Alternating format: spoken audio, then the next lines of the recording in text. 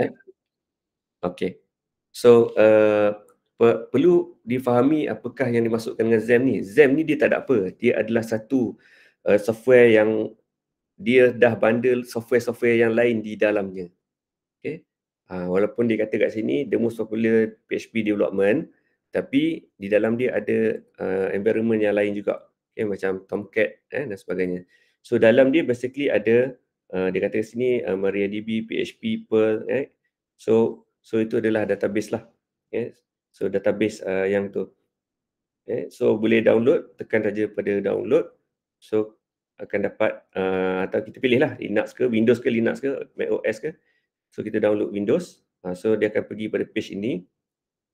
Okay. So apa nama tu, dia akan pergi satu page yang lain basically. Dia direct pada satu page yang ni installer ni. Okay. Dia akan download lah installer ni. Right. So okay, sorry sebab sebagian daripada anda tadi saya suruh download yang atas sekali kan, tapi basically the latest version is 8.2. Okay, 8.2. So tak apalah, boleh pakai je version yang atas sekali pun. Right. So kalau ikut ni dia bagi yang 8.2 lah kalau nampak dekat skrin tu. Okay, 8.2. Okay. So tapi boleh je pakai. Right. Boleh je pakai kat situ. Right. Okay, so yang pertama kita akan so bila dah download ni, so saya suruh download siap-siap ni bukan apa sebab macam untuk NetBeans tu dia size dia sangat besar lah. So perlukan masa lah untuk selesaikan download tu. Alright, so kita nak mulakan dengan install satu. Okay, kita boleh mulakan dengan install XAMPP dulu. Saya pun download yang 8.0 lah. So install. Klik saja pada install. Double klik saja. Okay, kalau dapat pop up, do you want to allow this app to make changes to your device? Anda klik saja pada yes. Okay, anda klik saja pada yes. Okay, dah akan dapat itulah. Dapat screen, it seems that you have an antivirus running. In some cases, this may slow down or interfere the installation of the software. Please visit blah blah blah blah. So continue with installation. So just click pada yes. Okay. So dia kata because ni pun klik je okay ya. Okay, klik je okay. Okay, so akan dapat lah. Okay. So hopefully so far anda bersama saya. Sekarang ni kita berada pada skrin ni. Mulakan dengan XAMPP dulu. XAMPP dulu. Okay, so bila kita set up ni, hari ni saya tak jamin juga yang kita set up yang everything will become smooth. Sebab saya pun tengah fresh install dekat saya punya laptop ni. Okay, saya ada satu terminal yang lain dekat sini. So saya pun fresh install. So mungkin akan ada apa-apa yang tak kena. Tapi kalau semuanya okey, alhamdulillah. Okay, so seteruskan, harapkan anda pun sama berada depan laptop tu dan sedang dah download software-software tu dan kita go very slowly one by one. Okay, so hopefully dah ada dekat bahagian XAMPP ni. Okay, dah double klik tadi, dah tekan yes apa semua tu. Okay, so sepatutnya anda akan ada dekat skrin inilah. Okay, then klik pada next. Alright. So bila klik pada next ni, dalam ni lah ada senarai software-software ataupun application yang kita akan guna. Okay, kalau kita dapat lihat dekat situ, dalam tu anda dapat lihat kan ada MySQL. So MySQL kita perlu. So kat sini dia dah tick lah untuk kita. Okay, dia dah tick untuk kita. Sebab apa? Sebab MySQL ni adalah database server. Okay. Yang kedua tu adalah FileZilla FTP server. So FileZilla FTP server ni adalah untuk file transfer protocol. Okay, untuk kita transfer contohnya daripada komputer kita kepada server. Okay. Tapi memandangkan kita punya ni hanyalah dalam local environment. So optional saja untuk anda install ataupun tidak. Kalau tak mau install boleh je untick. Boleh untick. Boleh je nak install kemudian. Okay. So macam yang ketiga ni ada Mercury Mail Server. So Mercury Mail Server ni kita gunakan email server, tapi since kita tak ada nak gunakan mail server, okay, jadi kita boleh untick. Kemudian ada juga bawah programming ni ditulis programming language PHP Perl. So PHP dia memang dah by default PHP sebab dia kita guna PHP tu untuk PHP MyAdmin. PHP MyAdmin adalah satu graphical user interface untuk kita mengurus MySQL kita, mengurus silia MySQL kita. Okay, untuk kita create database, create table dan sebagainya. Alright. So boleh juga anak-anak antik tak mau install pun tak apa. Okay. So bila kita scroll ke bawah, okay. Sebelum tu, sebelum tu selepas Micromail server tu ada Tomcat, kan? Ada Tomcat. Jadi kita dah belajar bahawa untuk JSP dan juga servlet kita perlukan engine dia. Okay, engine dia iaitu Tomcat. Okay, bukan sahaja Apache. Apache ni by default ni kalau anda tengok ni dia dah tick dah untuk kita. Okay, Apache. So Apache ni memadai untuk kalau kita nak program PHP. Okay. Tapi untuk konteks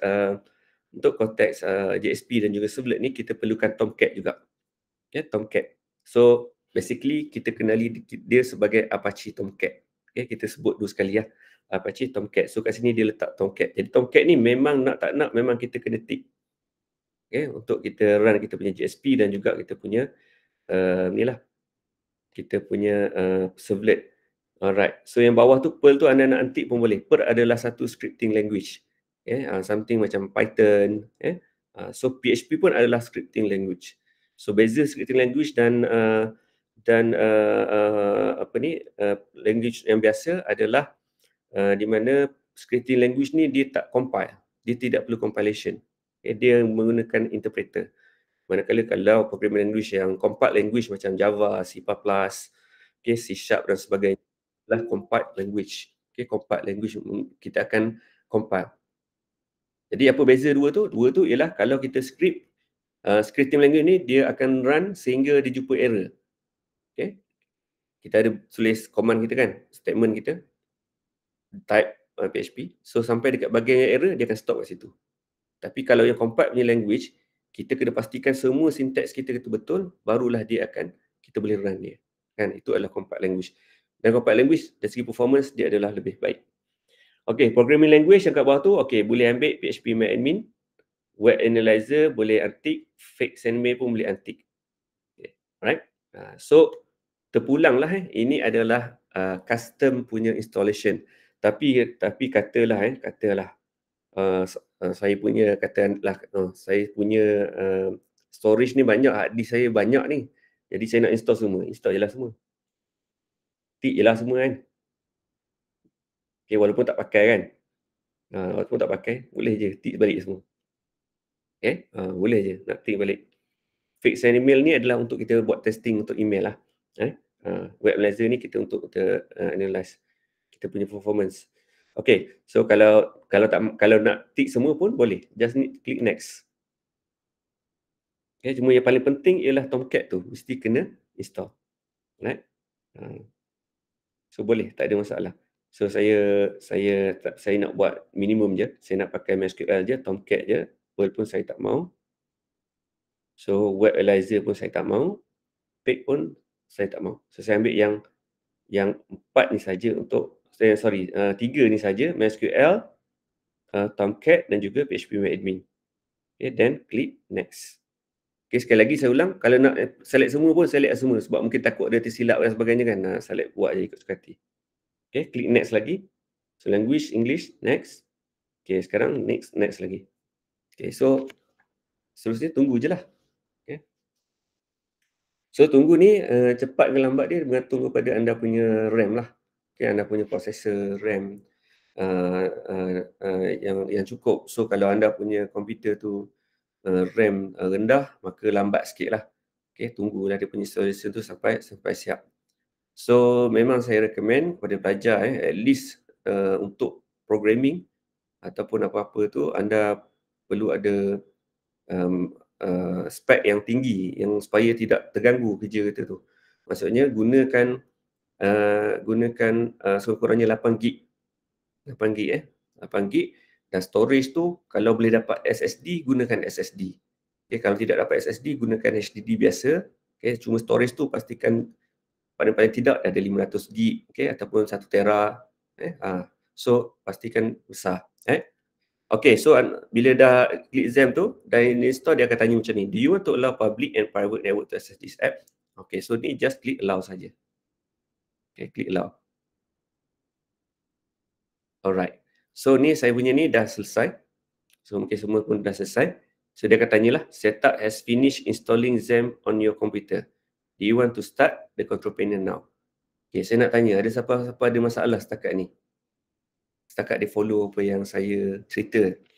Dah lebih pada 15 minit yang lalu. Ada siapa-siapa ada masalah ikut step yang saya tunjukkan so far?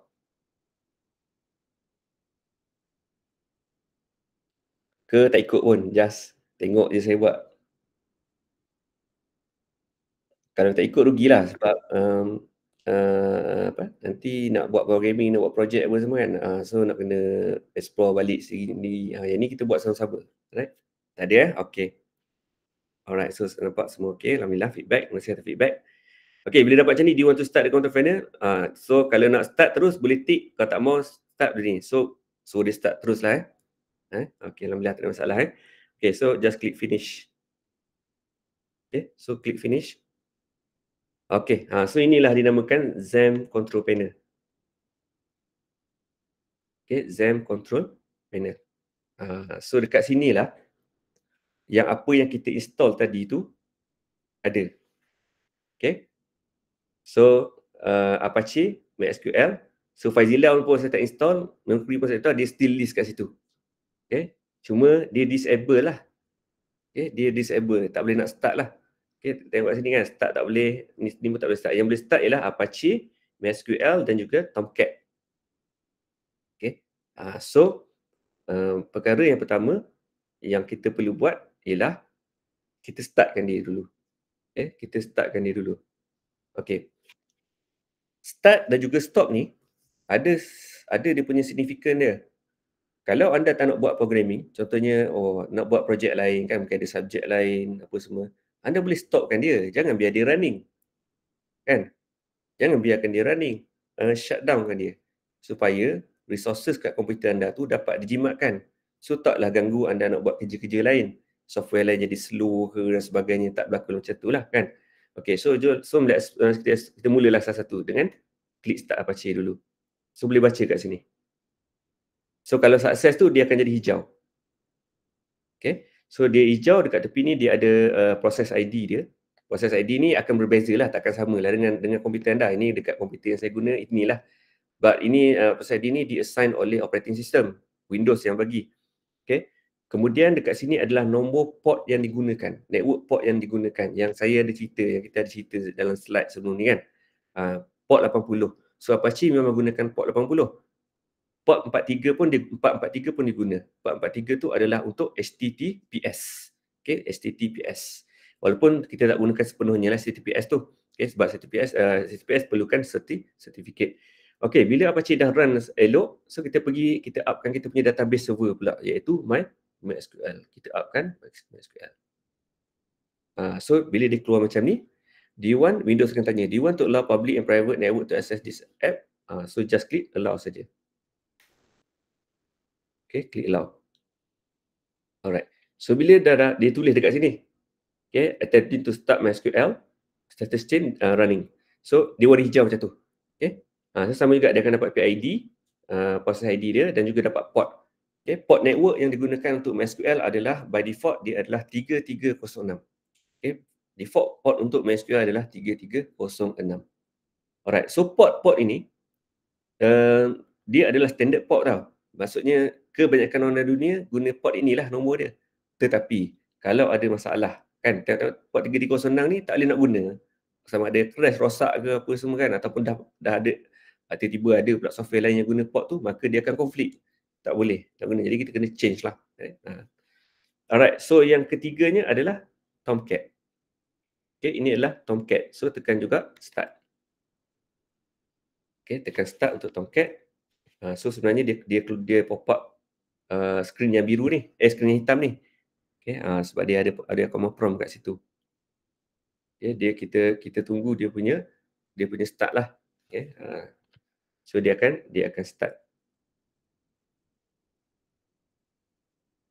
Okey, saya pun tak check lagi sebenarnya Tomcat boleh run ke tak dekat saya punya komputer sekarang ni, sebab saya tak ingat saya pernah guna untuk programming Java tak dekat komputer saya sedang guna untuk demo ni.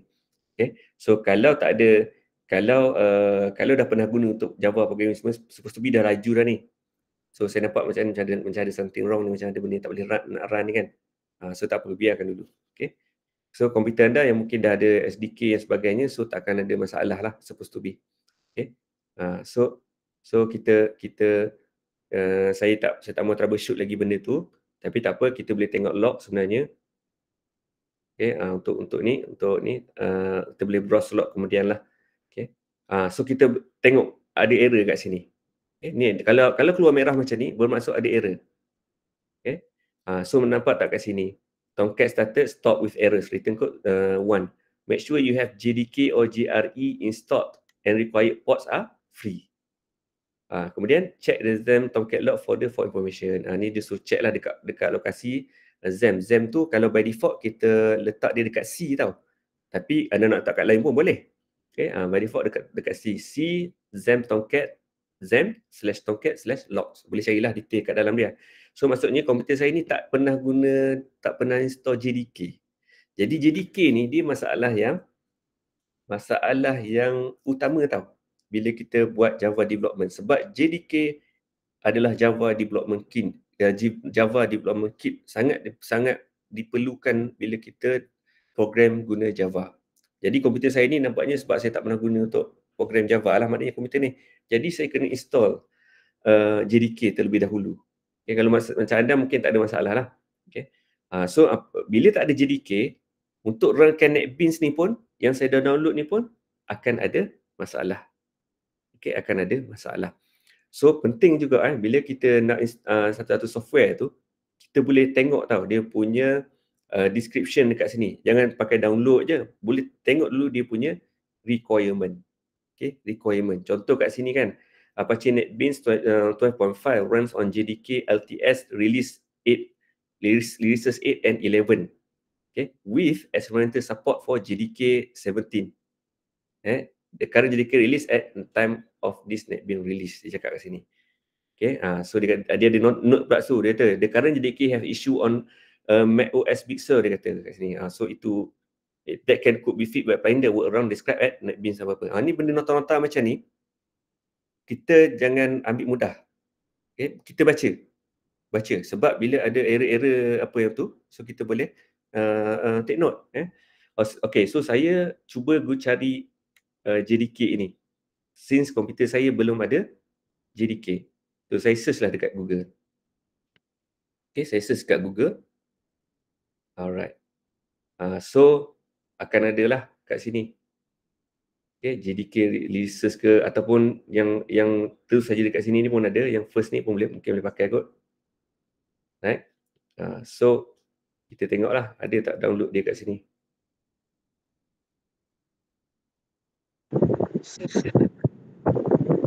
Ya, ada soalan? Untuk XAMPP tadi, yang MySQL yang saya punya tak boleh start. Benda-benda macam tu lah. Sebab apa? Dia tulis apa tak boleh start? Dia kata MySQL shutdown unexpectedly. Dia tulis apa? Dia block port. Lepas tu dependency dia missing. Dia kata block port block port tu maksudnya mungkin ada firewall yang tak allow. Awak ada personal firewall. Personal firewall tu block port 3306 tadi. 3306 tu port ni mungkin di-block oleh internal firewall. Awak ada firewall ke running ataupun antivirus ke apa ke? Setakat ni tak ada sebab saya baru clear saya punya laptop. Dia tulis block Saya ada hantar gambar dalam WhatsApp. Okay. Nampak tak? Okay, yang Muni ni nampak tak? Port 3306 in use. Kan? Maksudnya ada apps lain ataupun awak sebenarnya dah pernah install MySQL dalam laptop sebelum ni. Pernah lagi ni? Muni ni siapa? Memang nama Muni Saya. Muni. Okay. So, pernah install MySQL? Doktor. Pernah Untuk install? database. Jadi sebab tu dia konflik. Dan MySQL yang awak dah install tu tengah running dekat awak punya laptop. Jadi bila awak install MySQL guna XAMPP pula, dia akan install another MySQL. Yang mana bila awak cuba run, dia akan guna port 3306 tu juga. Jadi sekarang tu sebab tu dia keluar error 3306. Jadi apa yang awak boleh buat ialah awak kena off-kan dulu. Okay, off-kan melalui services. Okay, melalui services. Okay, sekejap saya tunjuk Okay, so dekat bahagian komputer Windows awak tu, awak boleh type perkataan services. Okay, services. Services ni adalah software-software yang running dalam kita punya komputer lah. Okay, ada yang di auto start. Okay, so klik saja run as administrator ke. Okay, services. Okay, cuba cari dekat bahagian dalam ni, ada tak perkataan MySQL? Ada tak perkataan MySQL? Biasa dia dah susun ikut huruf tau. Jadi, Ada, sir. ada. So bila ada, dia tulis running kan? Ya, sir. Okay, jadi kalau tulis running, klik je pada dia. Ni saya beri contoh lah, sebab saya tak ada lagi. Kan? Okay, right click dia. Kemudian boleh tekan stop. Sekejap, saya tu. Ataupun tekan je stop dekat ujung ni. Stop the service ni, nampak tak? Dekat sebelah kiri ni. Nampak tak saya punya cursor ni? Sebab cursor warna putih tak apa nampak kan? Ni dekat sebelah, dekat bahagian ni, paling kiri ada services local, ni services local. Ni ada stop and restart ni kan? Biar awak pilih dulu MySQL kat sini. Kemudian stopkan dia. Okay. Ataupun right click kan? Kalau right click boleh stop lah kat sini. Macam yang ni ada services, macam yang ni Microsoft punya services tak boleh nak shutdown sebab dia adalah services yang critical. Okay, so cuba boleh tak tu? Boleh tak shutdown kan dia ataupun stop kan dia? Dia akan boleh stop macam ni. Kan ni start, ni stop. Boleh, sir. Okay, so bila dah boleh, closekan services tu.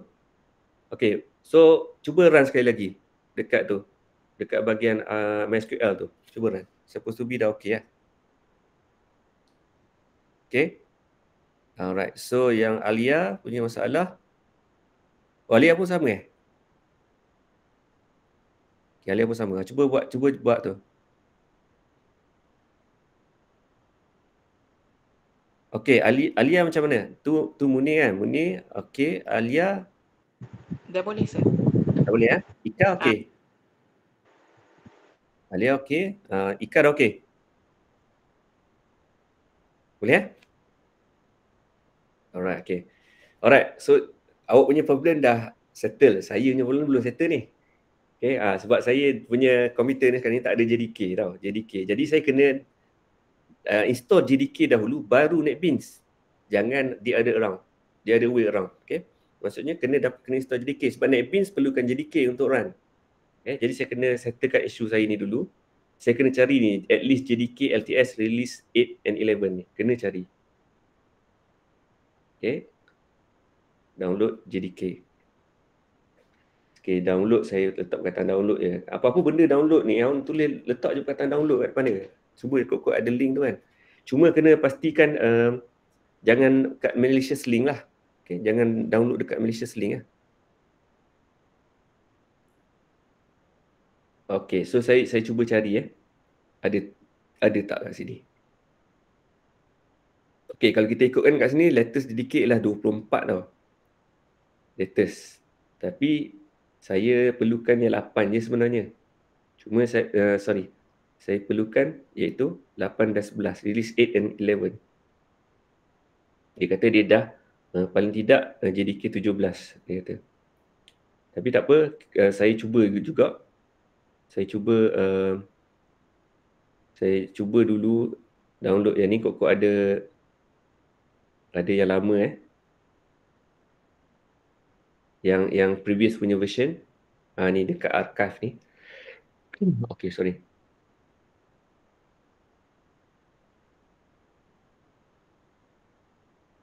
So bila Java SE macam SE ni standard edition ni, dia tak ada tak ada Java EE enterprise version. So kita tak boleh nak buat web development. So itu kita kena aware lah benda tu. Okay, JDK okay, tak apa, saya nak buat eksperimen hari ni, boleh tak saya nak pakai JDK yang latest? Ada isu tak? Okay, saya pakai je lah yang ada dekat sini kan. So yang ada dekat sini ni, okay, so nak ambil yang mana? Ambil yang Windows lah. Okay, Windows, okay, nak ambil yang paling senang ialah download dia punya installer, tapi besar lah kan, tapi besar, lebih kurang je. Okay, saya kena download dulu.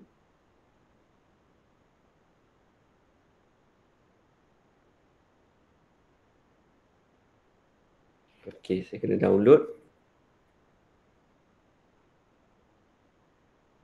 Yang download ni yang akan takes time. Tengok macam ni ada error pula. Okay, tak apa, dia dah boleh download.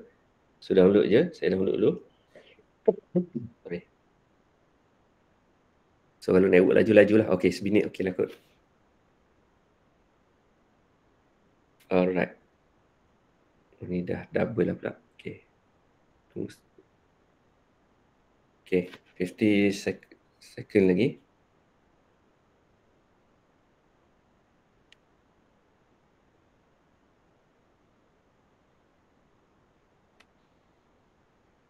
Okay, tunggu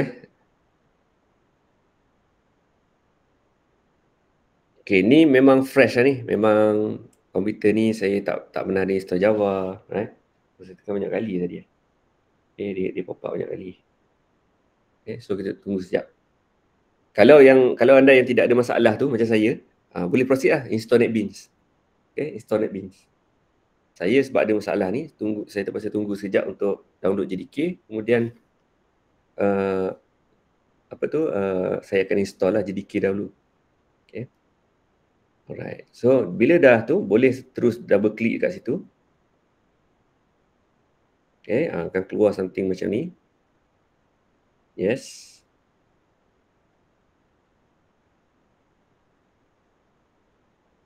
Okay, cuma saya concern sikit ni. Sebab ni Java Standard Edition. Sekejap saya nak cuba double confirm. Download JEE. Sebab kita perlukan JEE.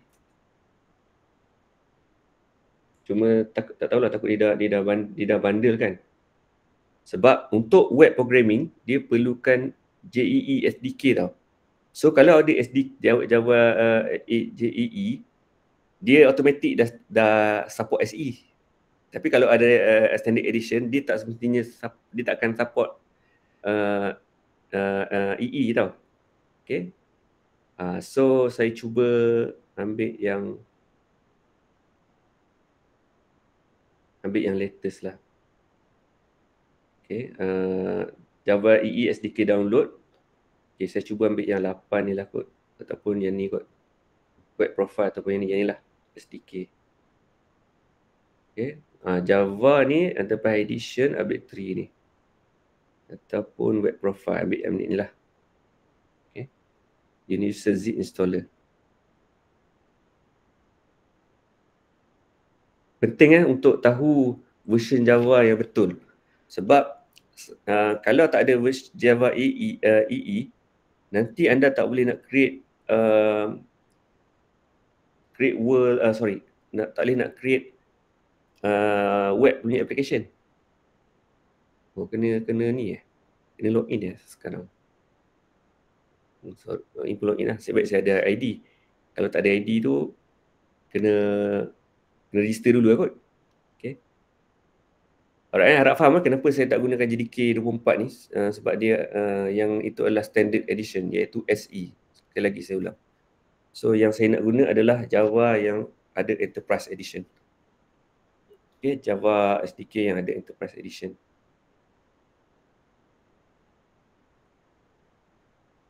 So Java ni dari segi cabaran dia ialah kita kena aware dengan version.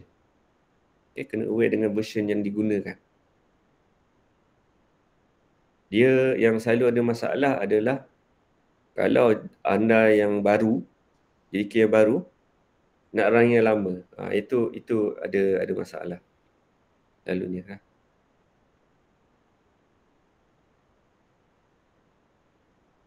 Kalau yang lama nak yang baru, kita boleh update je.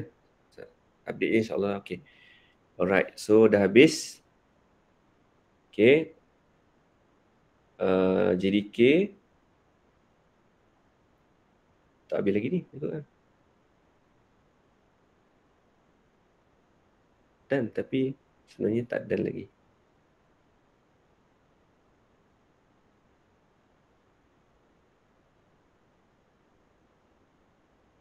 Okay.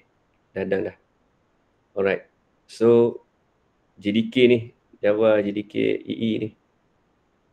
Saya extract sebab dia zip. Kena extract dulu. Saya tak pasti dia ada installer atau tidak ni. Takut dia adalah tu. Dia bukan installer ni. Sekejap. So bila dia bukan installer, configuration dia akan jadi configuration yang manual. Ya. Dia tak ada install lah. Anda kena buat configuration dia secara manual. Right? Okay, saya nak baca sejak Java SE 8 buat design bla bla. Release March, lama dah ni. Okay. Tak apa. Saya nak download Java EE installer.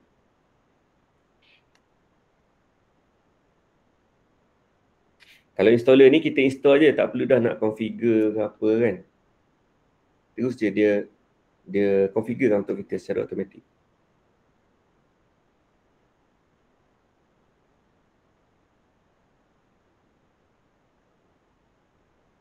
Saya rasa buat profile lah kalau tu.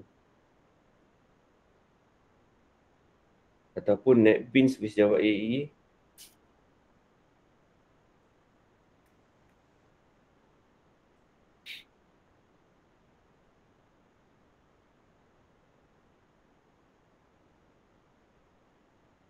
Oh, ni tutorial.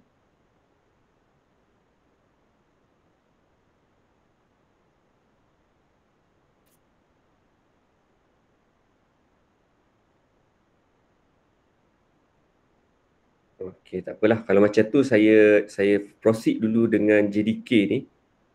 Dengan JDK 24 yang saya download ni. Okay, saya tak go for Java EE. Saya gunakan JDK ni. So hopefully tak ada masalah lah dengan JDK yang baru ni. Hopefully dia datang dengan JEE terus lah. Okay. Sekejap.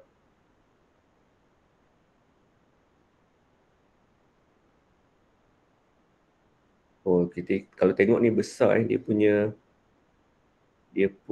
extraction ni belum habis lagi. Dalam Java EE punya folder ni.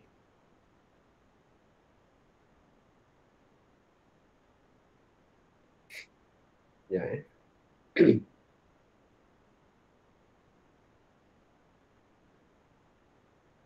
Oh, ada prompt. Do you want to allow? Okay, saya klik yes. Oh, tak keluar dekat skrin tu Ada pop-up yang tak keluar dekat skrin yang saya share dengan anda ni. Ada yang dia keluar dekat saya tapi dia okay. Macam ni. JDK ni tak apalah, saya store yang standard dulu. Hopefully yang standard ni pun yang oleh kerana ini version terbaru mungkin EE dia pun dah ada kat dalam tu. Okay, kita tengok dulu. Saya nak proceed sebab kita pun dah 9.40 ni. Saya takut kita tak sempat nak discuss topik servlet hari ni.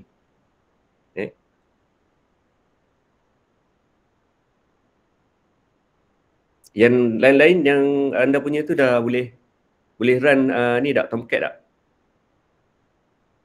Dah boleh run Tomcat?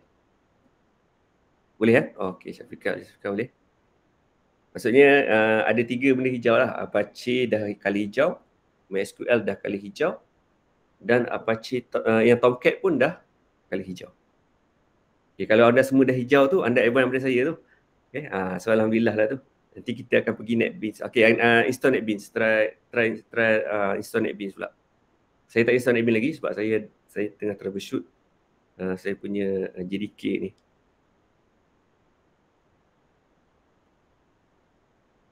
Okay, next step tak payah, terus close. Okay, so sebelum saya install NetBeans, saya nak try restart dulu saya punya Tomcat ni, boleh tak? Bismillah.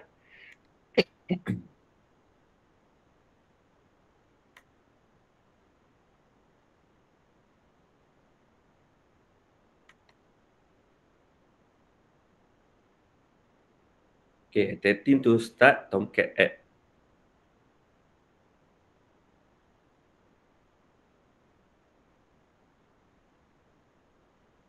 Macam ada error lagi. Slow Kalau slow tu biasanya ada something wrong somewhere lah.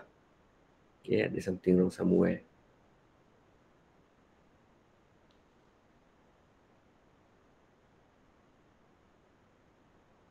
Sebab saya risau kena ni je, kena restart komputer saya je. So, biasanya kena restart juga ni, tapi tak apalah. Kita tengok macam mana dulu. Saya cuba restart balik lah.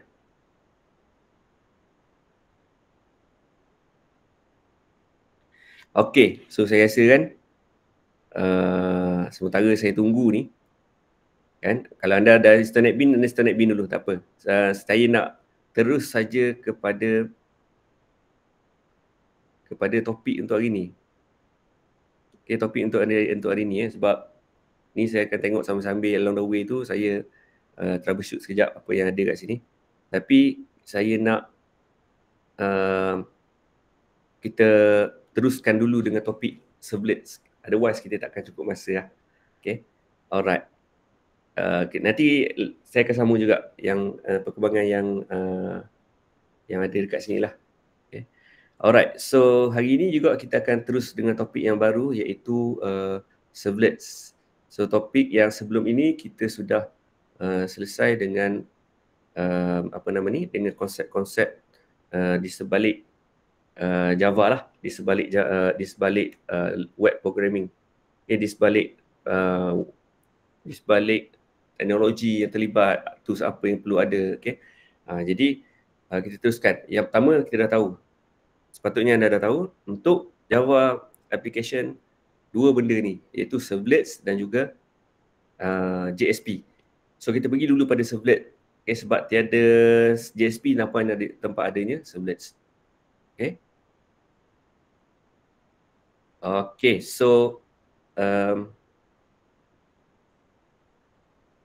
okay, so boleh tengok kat situ learning outcome untuk topik ni ialah learning outcome dia ialah yang pertamanya itu adalah untuk describe the concept of servlet in web application development, then explain the servlet life cycle, okay, then how to create and use servlet in web application development, then implement the sharing of data between web pages. Okay, web pages, satu web page kepada web page yang lain. Macam mana kita nak share data. Yes, then bagaimana juga nak share data antara satu servlet dengan servlet yang lain. Then juga bagaimana nak share data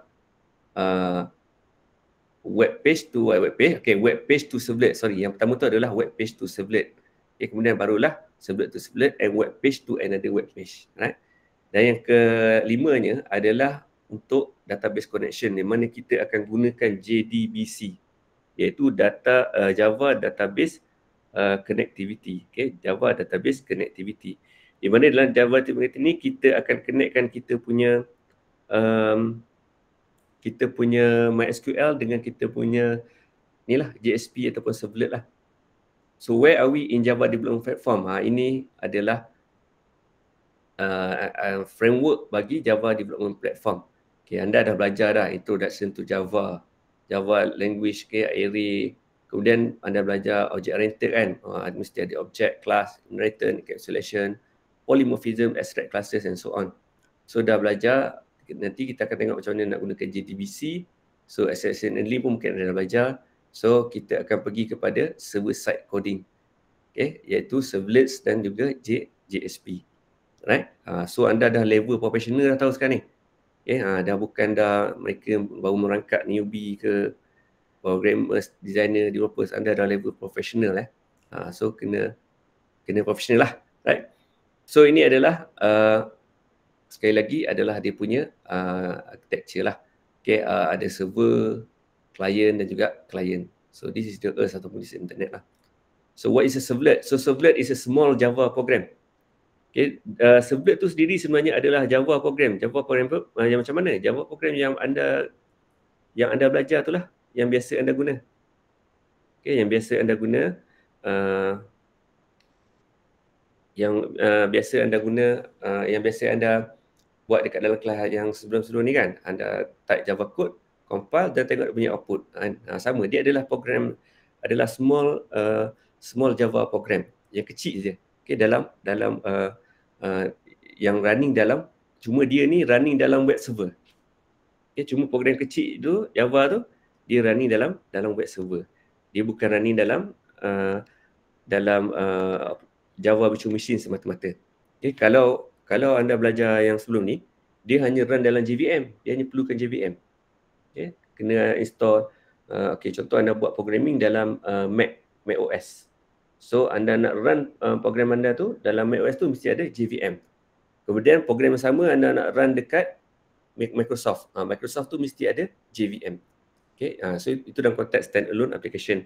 Tapi kalau pergi kepada web ni, kita perlukan web server. Okay, sebab apa? Sebab servlet ni is a small Java program yang run dalam web server. Okay, web server dia tu yang kita rujuk adalah Tomcat lah. Okay. Servlet receive and respond to request from web client, usually across HTTP. HTTP ni adalah Hypertext Transfer Protocol lah, yang kita tengok sebelum ni kan. Okay, so Hypertext Transfer Protocol. So it acts as the middle layer between web clients and database. Okay, dia tengah-tengah lah kan, antara web client. Web client tu rujuk kepada apa? Kita punya browser lah. Okay, kita punya browser. Alright. So it acts it is Java class. Okay, servlet juga merupakan Java class lah. Of course lah, kalau dia program kan dalam Java ni dia memang kalau guna Java kena tahu terus bahawa dia gunakan dia adalah object oriented. Dah mesti ada kelas. Okay. Macam tu, dia automatik ya. Dia tak akan lari. Sebab tu kita belajar Java dekat UMT ni. Sebab automatik kita belajar Java, automatik kita belajar object oriented. Okay, konsep object oriented tu sama. Kalau dalam Python pun, kalau digunakan object oriented, samalah macam konsep object oriented Java. Dia takkan berbeza. Okay. So in Java class which can read HTML from data. Okay, kita boleh baca data HTML daripada form. Form tu adalah form yang kita isi tu lah. Kan, macam ada register apa semua kan, itu adalah form. Present records from a database or another source, generate HTML dynamically and return it to web browser. So kalau anda lihat contoh yang kita pernah tengok sebelum ni kan, yang saya tunjuk kan, macam mana servlet tu dia kena print HTML tu kan. So dia kena generate HTML tu kan. So generate HTML dynamically and return it to web browser. So dia akan return response tu, dia akan write tu, dia akan which is actually output respon tu pada web browser. Okay, so dalam servlet juga kita boleh make use the cookies and session. Okay, cookies and session. Cookies ni adalah satu file kecil yang mana file kecil itu nak selalunya kita gunakan untuk kita mark seseorang user. Maksudnya kita nak mark dia tu, user tu pernah datang tak kita punya website sebelum ni kan. So kita gunakan cookies. Okay. So session ni adalah untuk apa? Untuk kita keep track user login tak kita punya sistem kan. So bila dia login, so dia akan dapat satu session. So lepas dia out, session tu akan di kill lah. Okay, maksudnya dia log out lah, right? So what is a servlet? So inilah dia punya component web browser Java servlet, which is Java servlet tu adalah dalam dia mestilah adalah Java class lah kan, tak ada benda yang pelik pun. It's just a very small program that's run on a web server. Okay, so ada juga database. So web browser send request over to a server. Then Java servlet will execute the request. Dia akan request kan. So dia akan proses lah request tu. Right? Next, while executing, the servlet can interact with database. So kalau nak interact database, interact database. Kalau tak interact lah kan. Itu pulang lah kan. So submit a request to database using SQL. So kat sini masuklah SQL. Contohnya nak gunakanlah SQL query yang anda dah belajar dalam kelas tu. Kan, dalam kelas database. Select all from student. Hantarlah query SQL. Select all from student. Hantar dia query kat sini. Okay. Kemudian generate start HTML. So database ni bagilah select all. So dia bagilah table kepada servlet ni. Kemudian servlet ni akan generate some HTML content secara dynamic lah. Okay, after receive the result from database. So disusunlah HTML tu. Okay, kat mana nak letak column kan, column select all from student tadi kan, name and metric number ke apa kan. Macam mana nak dia punya HTML tu macam mana nak susun kan. Kita buat dekat servlet. Then the servlet can interact with other server-side components, okay, such as other servlet or JSP. Dan dalam servlet ni sendiri, dia boleh interact dengan servlet yang lain. Okay, dia boleh interact dengan another servlet. Servlet ni boleh ada banyak. Okay. Ataupun dia boleh interact dengan JSP. JSP next topic yang kita akan belajar. Okay, tapi untuk ni nak beritahu anda bahawa selain daripada communication between servlet to servlet, boleh juga dengan servlet dengan ada JSP lah. Okay. So generated SMS is sent back to the web browser. So bila dia dah generate SMS kan, dia pun hantar respon pada web browser. So kat browser ni kita nampaklah output dia. Kan? Tab select all from student, adalah table student kat sini, nama, metric number dia, okay, dan sebagainya. Mungkin bolehlah display kat situ. So why using the servlet? Kenapa kita nak gunakan servlet ni? So servlet is a platform independent. Okay. Sebab apa? Sebab dia tulis dalam Java. Java ni memang platform independent as long as ada JDK lah. Kan? Macam saya tadi sebab saya tak install JDK saya. Kan? Jadi kena install JDK. Boleh run Java. Kan? So dia sebab tu dia platform independent. Maksudnya boleh run dekat Mac OS ke, boleh run dekat Windows ke, boleh run dekat Linux dan sebagainya lah. So kita boleh program dekat mana-mana platform, mana-mana operating system. So dia boleh sekali je. Okay. Kalau tak platform independent, kita terpaksa compile pula bila kita pergi dekat Linux, kena compile kat Linux. Kita pergi kat Mac OS, kena compile kat Mac OS. Ni tak payah. Kita compile sekali je dekat Mac OS, so pun boleh kita run dekat Linux sebab dia adalah platform independent. Alright, so it's a server side Java. Okay, berbanding dengan Java Standard Edition yang anda guna sebelum ni, so dia adalah server side Java. Maksudnya dia run dekat server, bukan run dekat dekat anda punya JVM yang biasa. Okay, dia kena ada Apache Tomcat. So dia run server side. So it's execute on the server side, not the client side. Maksudnya juga dia bukanlah execute dekat web browser. Web browser tak proses servlet. Web browser tak proses JSP. Yang proses servlet dan proses JSP adalah web server. Okay. So will manage web request handling. So dia akan handle lah request daripada client. Kan. So sudah dapat request tu, dia akan proses dan dia akan hantar response. So perform better than Common Gateway Interface, CGI program. So CGI program ni selalunya ditulis melalui menggunakan Perl programming language. Okay, macam yang kita tengok tadi kan, bila kita install XAMPP tadi kan ada Perl kan. So selalunya kita develop guna Perl. Okay, guna Perl. Okay, so when to use the servlet? So bila kita nak guna servlet ni? So servlet are the ideal solution for database intensive application that communicate within thin client. Okay, so thin client ingat thin client is application that provide presentation but do not process data, thus requiring few computing resources. Maksudnya thin client ni dia tak perlu yang high-end komputer sangat pun. Yang biasa-biasa pun dah boleh run dah. Okay, dah boleh run aplikasi tu. So the server is responsible for database access. The client connect the server using standard protocols available on most client platform. Okay. So server untuk kita gunakan macam Tomcat ni kan untuk connect kepada MySQL. Yeah. So kita maksudnya secara tak langsung client tadi akan connect ke database kita melalui server lah. Okay. Melalui server. So the presentation logic code for generating dynamic content can be written once and reside on the server for access by clients by servlet to create efficient thin clients. Okay, maksudnya presentation logic tu maksudnya dia punya HTML apa semua tu kan. Itu dia akan generate dekat server. So server dah tulis dia punya HTML semua tu, dan HTML itu saja yang dihantar ke browser. Browser dah dapat output je lah. Tak perlulah nak buat nak buat low level punya processing. Okay. So requirement to run Java Servlet, okay, ni adalah requirement. Apa yang perlu untuk kita run Servlet ni. Yang pertama is the Java Servlet API. Kena ada application programming interface. Tak perlu risau sebab bila kita dah download JDK semua tu, dia dah datang sekali. Okay. API tu dah ada sekali. Tinggal lagi kita panggil je dia dan kita tahu nama dia apa. Okay, kita tahu nama dia apa, iaitu apa? Nama dia adalah java.servlet dan kemudian ada juga java.servlet.http. So dia adalah package yang dah di-provide oleh JDK lah. JDK. So servlet can be Java Servlet Development Kit that embedded in web server. Okay.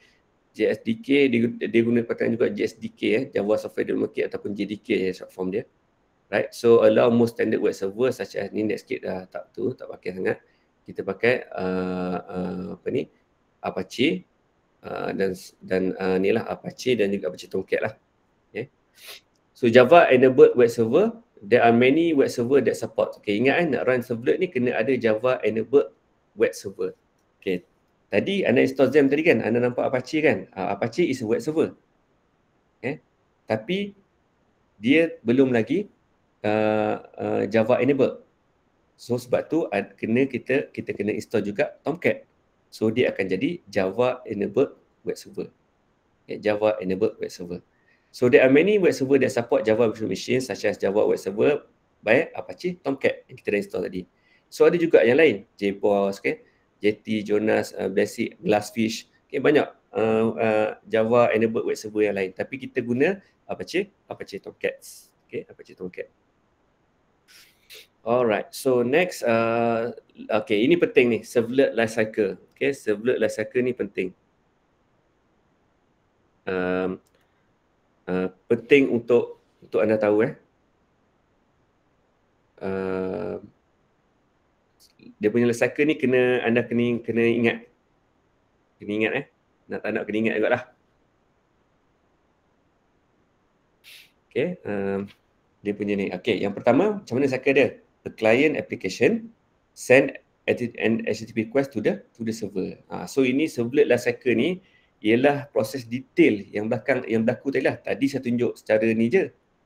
Jangan merajah ni. Ni secara general saja. So sekarang ni kita pergi secara detail. Apa lifecycle yang berlaku dalam web server tu. Okay, so yang pertama apa? Application sends an HTTP request to the server. Okay, dia hantarlah kat web server ni. Apache yang ada Tomcat kan itu. Okay, so dalam web server tu ada servlet container. Okay, the servlet container receive the request, dia terima request dari client tadi, and direct it to be processed by the appropriate servlet. So dia akan diproses oleh servlet yang sebetulnya. Servlet apa yang nak proses request tu. Okay. So next, katakan servlet tu nama dia manage account contohnya kan. So dia akan pergi servlet manage account lah. Kan? Ataupun ada servlet yang nama dia register account kan. Register account lah. Okay, dia depend lah nama servlet yang kita bagi tu kan. Okay, so yang secara generic, secara umumnya, so servlet container load servlet class. So servlet container, so ini servlet container ni. Semua sekali ni. Ada web app, ada servlet. So dalam web app ni ada servlet lah. So dia akan load servlet class. So tadi class contohnya register ni account kan. So ada class lah. Okay, new ataupun manage account. Ataupun kelas nama account sajalah. Okay, selalunya kelas ni kita mulakan dengan nouns kan. So kelas servlet accounts contohnya. Kemudian servlet container create instance of servlet. Okay, so bila kita dah ada kelas, barulah kita boleh create instance. Instance ni ataupun yang kata lain objek lah. Servlet object ataupun juga dinamakan sebagai instance. Okay, servlet container create instance of servlets. Alright, so servlet container calls, servlet container ni calls init method of servlet. So dalam servlet class tadi tu, dia ada method juga yang dinamakan sebagai init. Okay, init ni method yang dah built in dah, anda tak perlu coding dah.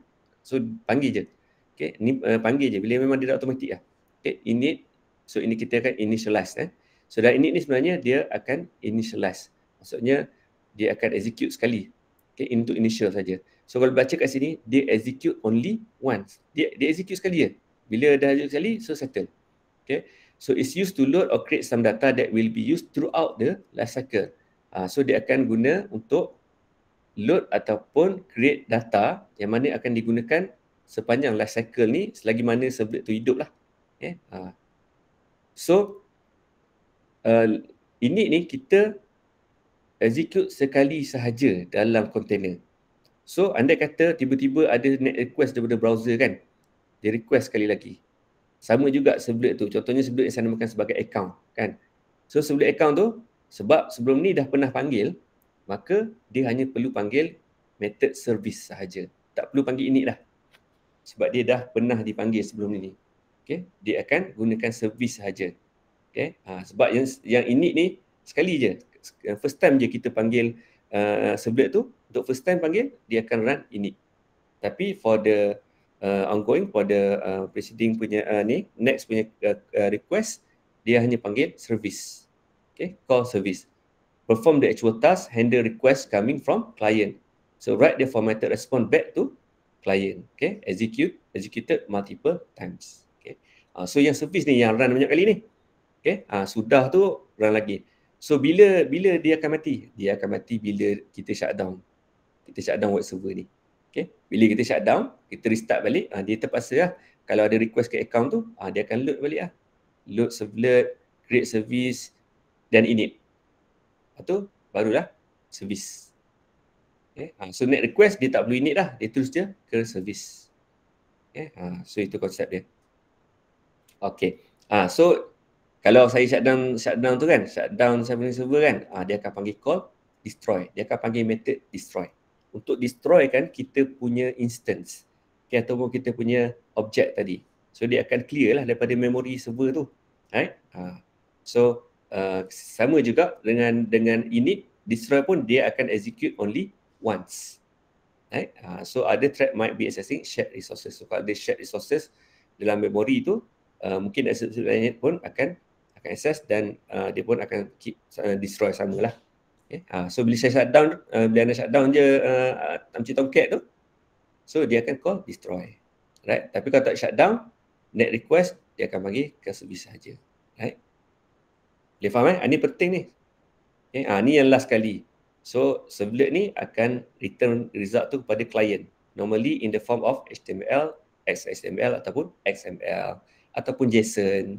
Banyak format-format yang selain daripada HTML. Right?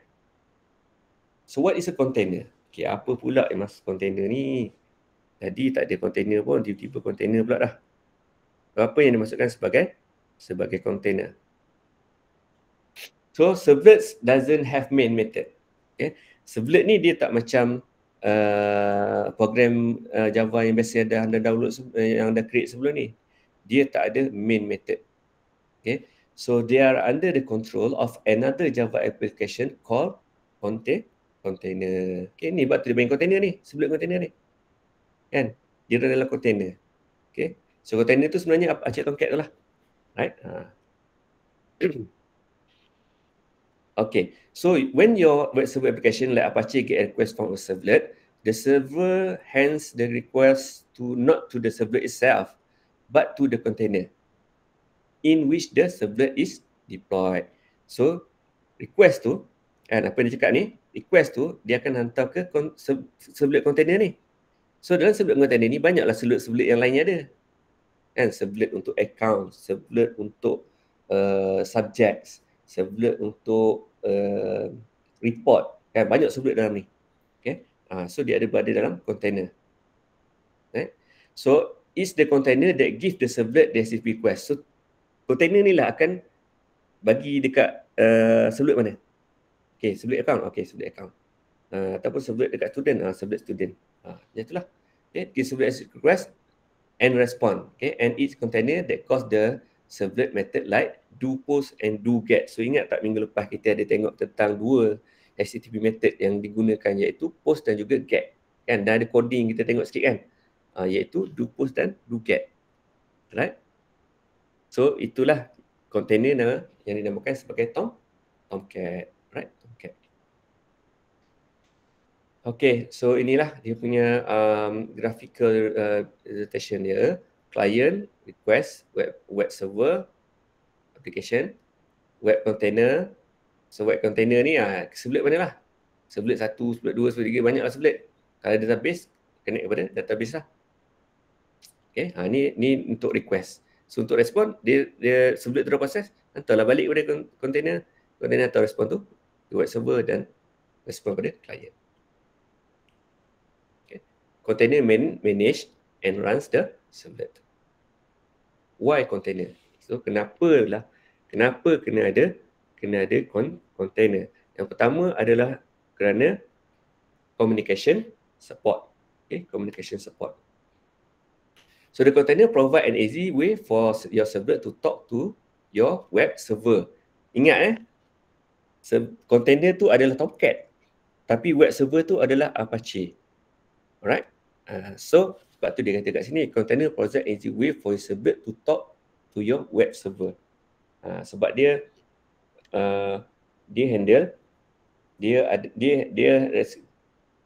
HTTP request tu dia diterima oleh web server. Web server tu akan hantar container. Container tu Tomcat lah.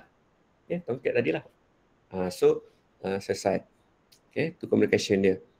Dan juga container, okay, kat sini you don't have to build a server socket, listen on a port, create stream, etc. Okay, so this is a low level lah.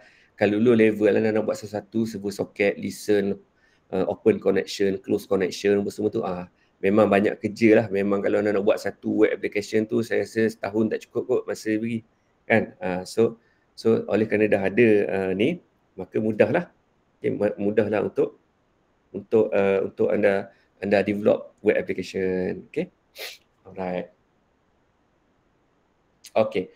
So life cycle management. So kita dah tengok life cycle tadi kan. Semua life cycle tu di handle oleh container, iaitu Tomcat tadi. Okay. It takes the care of loading the classes. Okay, iaitu kelas servlet tadi. Instantiating, maksudnya dia instantiate, dia create objek tu, and initialize the servlet. Ingat initialize berlaku sekali je kan. Initialize berlaku masa tu kan, yang method init tu lah. Invoking the servlet method. Invoking the servlet method ni apa-apa servlet method tu lah, yang do post, do get dan semua tu kan. Process request kan, dan juga init dan sebagainya kan. And making servlet instances eligible for garbage collection. Ini berlaku bila destroy method tadi tu. Kan, ingat destroy method kan. Destroy method tu adalah garbage collection. Maksudnya apa? Maksudnya kat situlah dia akan delete data-data yang ada dalam memori. Okay? Sebab kita dah hapuskan lah kan. Dan juga container ni dia ada multi-threading support. Okay, multi-threading ni ialah di mana dia boleh lakukan banyak proses dalam satu masa. Bayangkan bila kita buat satu application untuk registration, subject registration macam baru ni kan. Jadi bayangkan dalam satu masa tu ada 400 request daripada pelajar. Okay, 400 request dari pelajar. Untuk register kan satu masa. Jadi takkanlah hanya satu proses pada satu masa, tak boleh lah kan. Jadi terpaksalah dia buat konsep multi-threading. Maksudnya boleh banyak request, boleh handle banyak request pada satu masa tu. Okay. So kalau ada 20 request, maka 20 lah request dia boleh handle.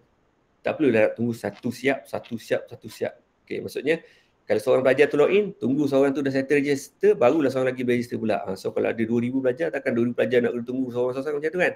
Jadi sebab tu dia ada konsep multi-threading. So dia support multi-threading untuk mempercepatkan proses itu. Okay.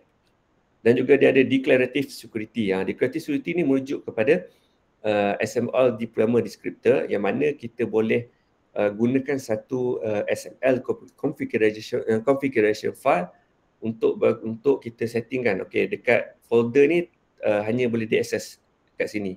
Folder ni hanya boleh akses sini. So kita boleh define that this description dekat situ. Okay. Alright. So next, GSP support. Okay, so container ni kita boleh guna untuk GSP support, right? GSP support.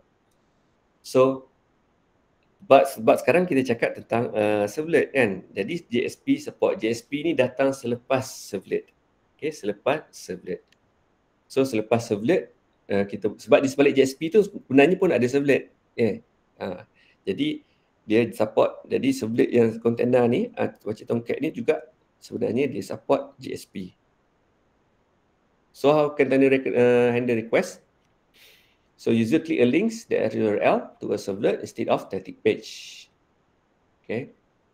So the container sees the request is for servlet.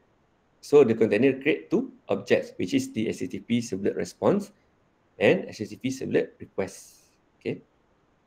Okay, so dia tengoklah, dia dapat request kan. So dia create lah object request dulu. Kan. Kemudian dah siap tu, dia create project object untuk respond. Selalunya respond dululah baru request. Okay, not the way around ni. Kan, sepatutnya nombor satu tu request, lepas tu barulah respond. Okay, so the container finds the correct servlet. The correct servlet yang mana? Servlet account ke, servlet pelajar ke, servlet subjek ke dan sebagainya kan. Dia tengok nak pergi servlet yang mana. Okay. So the container finds correct servlet based on the URL dia request. Okay, URL tu dia ada slash belakang tu kan. Ingat kan? Localhost port 8080 slash, lepas tu ada nama belakang tu. Boleh letak nama servlet. Servlet mana? Servlet account ke, servlet subjek ke, letak belakang tu. Sebab dia nak bagi tahu dekat container ni lah, nak bagi servlet yang mana kan. And pasal dia request to respond object to the servlet thread. Servlet thread ni banyak lah. Kan, sebab kita tengok tadi ada service tadi kan, yang method service tu, itu adalah dia execute on thread lah. Handle request yang pertama, handle request yang kedua dan sebagainya. Nampak tak ni? Ni service kan. So service call the servlet method. Okay. Sebab ni kalau dah pertama kali lah. Kalau pertama kali dia akan pergi pada init, kemudian baru kepada service. Tapi kalau dah second request, dia terus kepada service. Dia tak perlu pergi kepada init. Okay, so lebih cepat lah. Okay. So depending on the type of request, the service method call either do get or do post. So dekat service method tu, dia nak pergi dekat do get ke do post. Bergantung pada request lah. Kalau method, kalau dalam dekat form XML tu kata method guna get, maka get lah. Kalau method tu guna post, maka guna post. Right? Alright. So next. Okay. Okay, ni kat sini ni dah do get, so dia create dia punya output, respond atau container 1 hantar balik kat client. Nampak ni, hantar balik kat client. Okay. So the thread complete the container convert the response object into HTTP response to the client, then delete the request and response object. So bila objek tu, bila dah siap digunakan, request dan object response tadi, dia akan garbage collection lah. Dia akan delete. Okay, dia akan delete. Okay. Right. Okay, so ini contoh dalam coding lah. Okay, ini sebenarnya banyak ni kan. Saya cerita banyak ni. Tapi, apa yang saya cerita ni, saya ulang balik je sebenarnya yang slide yang ini. Yang ini. Jadi yang slide yang anda kena ingat betul-betul. Okay. Ini yang anda kena ingat. Yang saya duk cerita sekali lagi dekat sini ni, saya repeat benda yang sama menggunakan notasi image dan juga proses flow yang macam ni. Okay, tapi untuk anda ingat cycle dia, anda refer pada slide yang awal tadi itu sahaja dah memadai. Okay. Okay, ini contoh dalam coding dalam servlet lah. Okay, ini contohnya servlet, nama dia CH2 servlet. CH2 servlet extends. So bila ada perkataan extends, so maksudnya apa? Maksudnya dia adalah child lah, ataupun dia inherits lah daripada existing class yang nama dia HTTP servlet. Okay. So dalam servlet ni lah ada method, dalam servlet ni lah dah ada method-method yang built-in yang tak perlu kita nak buat lagi. Kan, method do get ni memang dah ada. Kan? So kita pakai je public void do get HTTP servlet request, okay, HTTP servlet respond through IO exception. So print, gunakan objek printer, out, respond.getWriter. Buat je macam ni. Ni untuk dapatkan date lah. Dan ni print dia punya HTML. Nampak tak betapa lecehnya servlet. Kita kena print sesuatu ni. Print HTML dia, body, jangan tertinggal. Kan? Ini servlet. Okay. So sebelum tu pun anda kena import package yang betul lah. So dalam servlet jangan lupa ada java.servlet dan juga ada java.servlet.http. Okay. Ni kena ada. Java.io ni kita kena import juga sebab kita ada gunakan print writer. Okay, print writer. Okay. Alright. So ni sama juga, lagi benda yang sama lagi sekali. Okay, HTTP request container servlet mana? So servlet tu dia akan spawn lah, dia akan spawn thread lah. Dia akan fork lah thread thread A untuk ender request user pertama, thread B untuk user yang kedua dan sebagainya. Okay, so macam tu lah. Okay, so dekat bahagian user nampak benda tu berlaku. Okay, creating a servlet. Alright, so ini dah masuk kepada ni. So saya rasa saya nak balik semula kepada demonstrasi tadi. Okay, sebab saya dah berjaya dah troubleshoot. Sampai saya bercerita kepada anda ni, saya dah berjaya troubleshoot saya punya Tomcat lah. Okay, dan saya nak pergi kepada installation untuk untuk NetBeans. Okay, NetBeans. Sebab yang slide seterusnya ni dia akan banyak guna NetBeans. Okay, sekejap saya tu balik. Saya join balik meeting.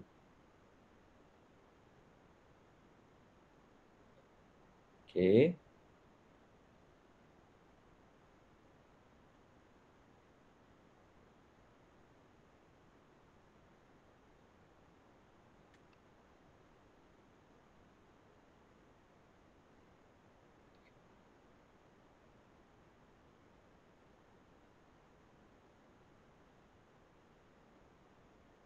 Okay. Saya nak tunjuk yang saya punya Zam ni dah berjaya running. Okay. Alright. So nampak tak? Ketiga-tiga ni dah hijau. So macam mana dengan anda semua? Dah run tiga-tiga hijau? Dapat tiga-tiga hijau? Macam saya? Okay. Dia dapat Okay, Nurul Alia Puah pun dah dapat. Okay, siapa lagi? Nur Sufiah pun dah dapat. Okay, thumbs up Siapa yang dah dapat, thumbs up lah. Right? Okay. So kalau kita tengok kat sini, Tomcat ni dia run dekat dua port, iaitu port 8005 dan 8080. Okay, so 8005 ni untuk internal communication sahaja. Tak perlu ambil tahu. Yang external communication adalah port 8080, iaitu port yang kita run. Okay, yang kita guna untuk kita publish kita punya application. Right? Okay. Okay. So saya nak terus kepada NetBeans saya. NetBeans saya ni saya dah klik dah. Okay, saya dah klik. So sampai dekat sini So anda semua dah install ke NetBeans? Install dah NetBeans? Saya pun nak install ni. Dah install Okay, so hopefully dah install lah. Tapi saya baru nak install. So siapa baru nak install boleh join saya install lah. Boleh join saya install sekarang ni. Okay, so welcome to NetBeans. Okay, bila klik tu. Dia kata actually the installer will install the NetBeans with the following packs and runtimes. Click customize to select the packs and runtime to install. So NetBeans ni kena make sure ada Java EE. Okay, so base IDE. Base IDE tu yang dia punya yang paling kecil je lah, yang base punya, yang ada interface tu. So dalam ni kena Java SE, iaitu Java yang anda install tanpa web, yang anda guna dah selama ni. Sekarang untuk web programming gunakan Java EE. Okay. Kemudian dia HTML5 pun boleh, JavaScript ni pun ada, ambil je lah. Okay, kemudian ataupun nak customize customize, klik je customize. Okay, kalau tak nak pakai PHP untuk IDE ni, tu boleh untick. Tapi kalau saya ambil semua je lah, senang. Okay, so saya just klik next. So tengok instruction size dia banyak juga 761 MB, dekat 1 gig juga tu. Okay, next pastikan anda ada ruang mencukupi lah. So kat sini accept dia, term license agreement, klik pada next. Okay, so ni penting ni. Dekat mana anda nak install. So ikut je by default dekat C lah. Okay, dekat C. Okay, so dekat sini JDK. JDK for the Apache NetBeans ni. So JDK, sebab tu kena install JDK dulu. Okay, tidak, NetBeans tak jumpa dekat mana JDK. Boleh kita kena browse secara manual pula lepas tu. Kalau kita install JDK kemudian. Kan? So ni sebab saya pun dah install saya punya JDK ni. Saya pakai JDK 24 ni. JDK 24 ni. So saya just klik next. So ni ni just klik install. Okay, so tunggu je lah. Tunggu installation. Okay, tunggu installation. Tunggu sampai selesai. Okay, tunggu sampai selesai. Checking for update, bla bla bla. So finish. Sebenarnya dah selesai lah. So just click finish. Okay, so bila dah klik finish tu, bolehlah pergi NetBeans. NetBeans. Type je NetBeans. Kan? Macam NetBeans, klik je. Okay, klik NetBeans. Tengok dah ni tak? NetBeans tak ada ni pun. NetBeans.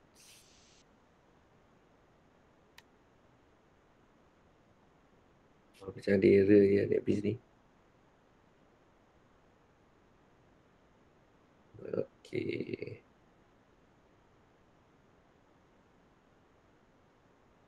Okay, macam ada problem je NetBeans saya. Tapi tak apa kot, saya cuba klik kat sini pula.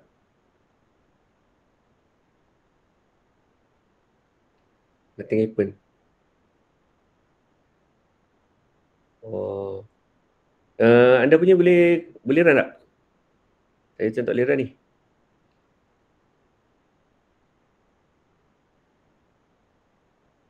So yang anda punya boleh run? Tak ada masalah? Uish. Okay, nampaknya saya je lah masalah ni. Okay. So kalau tak ada masalah, cuba buat servlet tu. Dekat servlet dekat tu. Dekat servlet step tu, cuma itulah. Ikut betul-betul lah, takut nanti tersilap saya punya ni. Apache Tomcat ni tak, Apache NetBeans tak boleh. Okay. Tak boleh. Dia run dia kosong je macam tu. Tak ada apa-apa.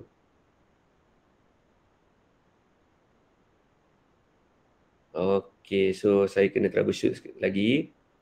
So kena pergi folder dekat mana saya install tu. Saya install NetBeans, iaitu dekat C, program file kot. Program file NetBeans. Tak ada kat sini. Ke dekat program file ni. Ni NetBeans. NetBeans ni. Ada tak log? Log. Tak ada log Tak ada log, susah juga ni nak troubleshoot. Okay, inilah asam garam software development So benda ni anda tak dapat tak dapat tidak, memang kita kena hadapi. Okay, jangan biarkan orang kata masalah tu biar bermasalah. Kita cuba troubleshoot.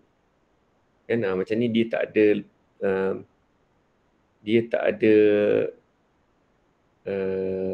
dia punya ni. Dia punya log. Bila tak ada log ni, saya jadi susah sikit ni nak troubleshoot. Ataupun mungkin dia ada log.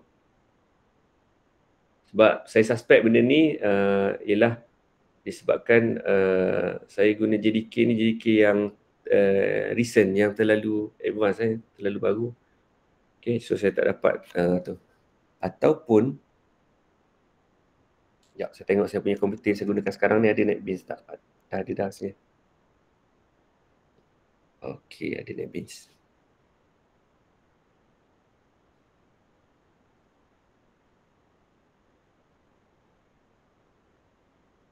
Oh, tapi NetBeans yang saya guna sekarang ni dia version yang agak terkini.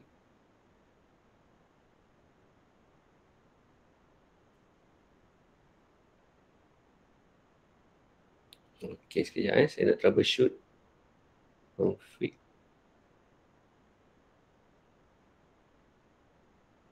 Macam ni lah, saya uninstall dulu balik lah. Yes. Okay, saya cuba install balik. Ni uninstall.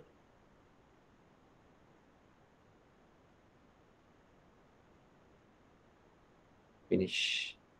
Okay, saya nak cuba uninstall semula Saya nak tengok, takut-takut ada benda-benda yang tertinggal. Okay, NetBeans.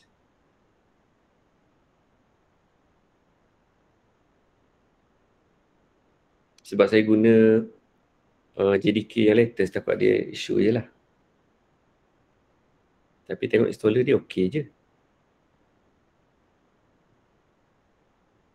Installer log file, it means that other external it's not finished correctly. It's not remember that you run multiple instance at the same time. Ensure that no other external yes.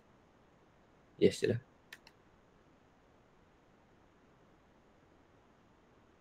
Okay, customize.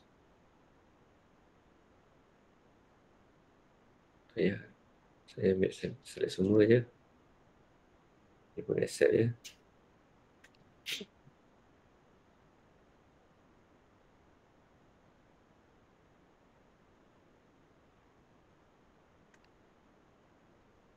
Okay, install. Boleh tak ada share pada saya apa version JDK yang anda guna dekat laptop? JDK 11. JDK 11 Ha. Alright. Okay. Saya cuba download JDK 11 lah. Saya takut disebabkan oleh JDK ni, sebab dia mungkin sebab apa ni, JDK saya pakai ni dia tak support lagi. NetBeans 12 tak support lagi. Okay, download JDK 11.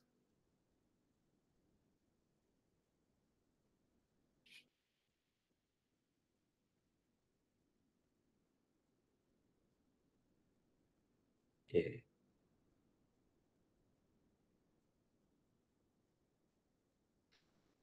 Mana Windows? Di Windows.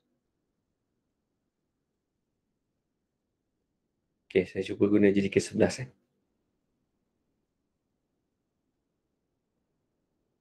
Okay, kalau dah anda dah berjaya apa semua, cuba anda ikut step yang ada dalam slide. Tapi mungkin ada yang ada a few thing yang tak ni, yang tak boleh ke apa ke, tapi cuba dulu. Okay, cuba dulu. Sementara saya settlekan yang problem dekat saya punya ni, anda cuba yang dekat ni. Cuba dekat apa ni yang dekat slide tu, creating a servlet tu. Okay, creating a servlet, kemudian ada create hello world servlet, new ni tu, new apa semua, tapi kena ada satu tu lah.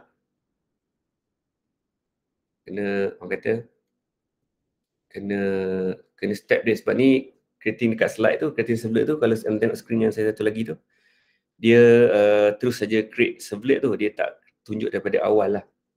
Dia tak tunjuk daripada awal, tapi tak apalah.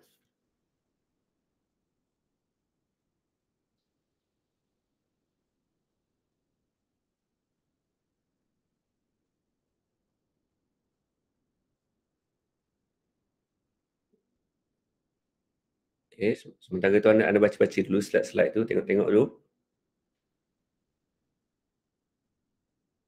Saya store balik ni, saya punya NetBeans ni.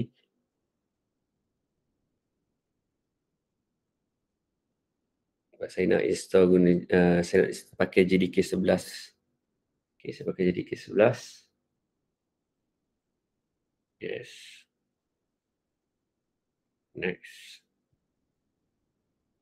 Okay, saya buat JDK 11.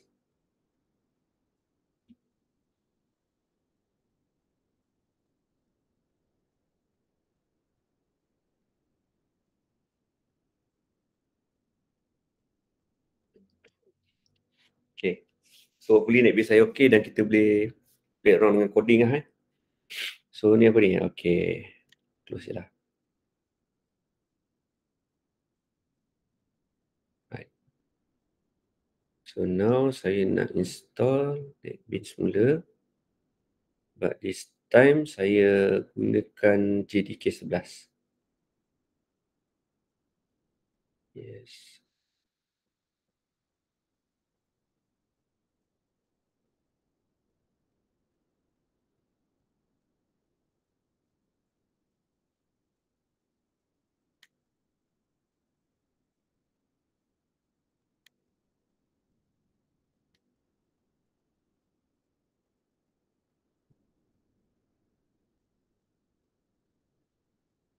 Okay, JDK 11.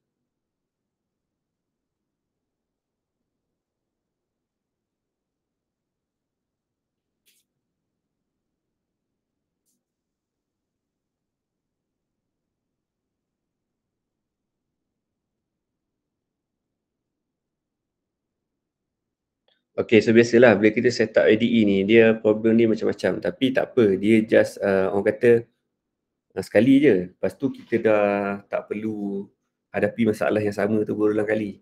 Okay, dia dah, so kita dah boleh fokus kepada kita punya development lah. Okay, kita nak set up dan sebagainya.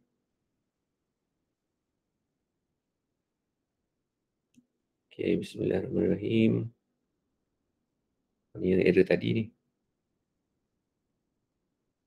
NetBeans. Alhamdulillah. Okay. Jaya juga run Apache Apache NetBeans. Right, Apache NetBeans. So agaknya anda semua pun dah dapat macam saya. Dapat Ada lagi yang tak ada, banyakkannya okey kot anda punya. Saya je problem ni. Okay, saya je problem dekat sini. Okay. So kalau lihat pada slide tu, kita boleh, okay, so just make sure lah. Okay, ni dah run Apache MySQL Tomcat. Okay, hakikatnya buat masa ni kita hanya nak play around with Tomcat tau. Bukannya Apache dengan MySQL lagi.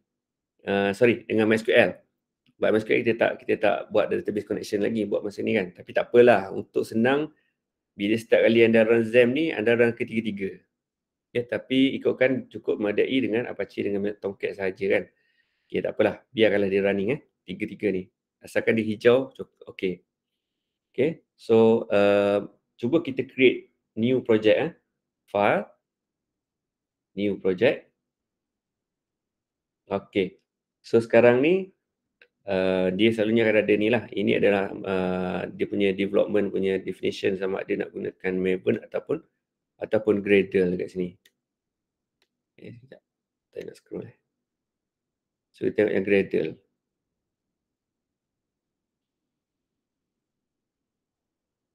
Okay, kita ambil Maven.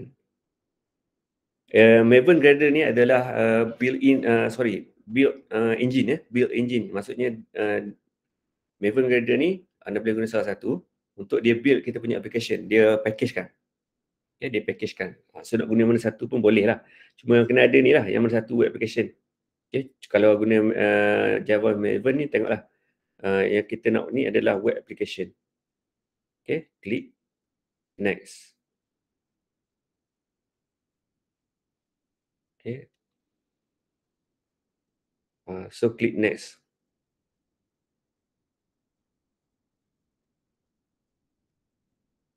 Okay. So kalau pertama kali dia selalunya dia akan keluar macam ni lah. In order to use functionality, support for Java Web and EE must be activated.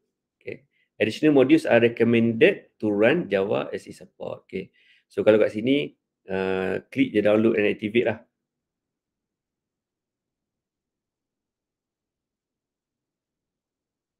Download and activate. Okay. Klik download and activate.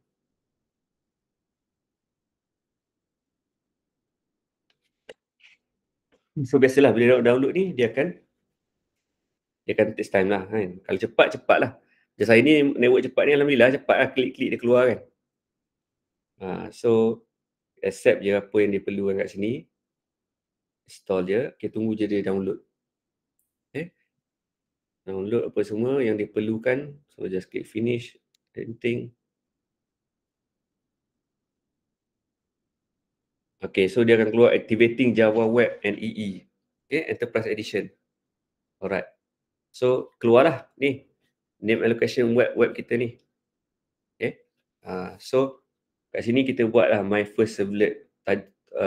Tajuk kita tu, nama aplikasi anda ni, nama aplikasi anda lah. Nak buat contohnya sistem car wash system. Tulis je lah car wash system nama projek anda kan. Apa je. So, untuk ni my servlet contohnya kan. Sebab kita baru ni kita belajar servlet. Okay. My servlet. Okay, ni letaklah lokasi kat ni. Nak letak kat D pun kat mana kan. Okay. So ini adalah apa nama ni? Group ID dan juga nama package. Nama package ni selalunya dia akan sama dengan nama projek. Tapi boleh je nak letak nama lain. Okay. Ini nama package ni sebenarnya ada folder ni. Folder com my company my servlet. My company ni nak tukar nama company anda ke apa ikut suka lah. Okay. Dan klik pada next. Okay. So yang dekat sini lah yang penting ni. Okay, sebab dekat sini dia akan keluar server mana kita nak pakai. Okay, dekat sini dia cakap no server selected. Kan? No server selected. Okay, saya back balik. Ni kita dah klik kita punya project information. Kita klik next. So kat sini server apa kita nak pakai kan. Yang ni lah kita kena add dulu Apache Tomcat yang kita dah install kat XAMPP tadi. Okay, klik pada tu. Kemudian kita klik pada Apache Tomcat or Tom EE. Okay, ambil ni Apache Tomcat Tom EE. Klik pada next. Okay, so keluarlah server location. Server location tu dekat yang tadi tu. Okay, yang dekat C itulah, dekat XAMPP.